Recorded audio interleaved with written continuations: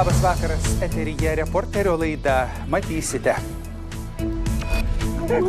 Все, доїхали, я ж вам казав, доїдемо, все буде добре. Džiaugsmo ašaros Ukrainos pajėgų išlaisvinta robotinė gali tapti svarbia taktinė puolimo atrama.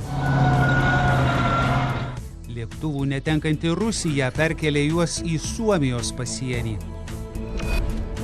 Lietuvos tarnybų informacija, mūsų šalyje gyvenanti Baltarusija galėjo bent 5 metus bendrauti su rusų saugumiečiais. Ji pati neigia.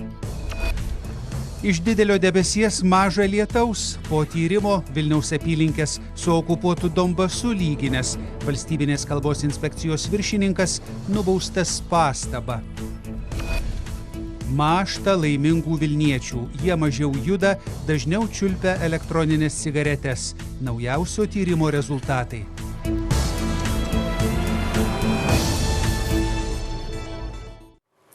Džiaugsmo ašaros, apsikabinimai ir ilgai laukta galimybė pasikalbėti su artimaisiais. Pakilias emocijas išgyvena Zaporižės srityje esančio Ukrainos ginkluotųjų pajėgų išlaisvinto robotinės kaimo gyventojai.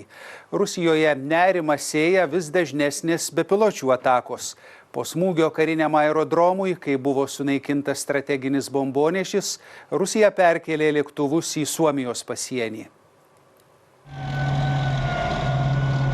Ukrainos nepriklausomybės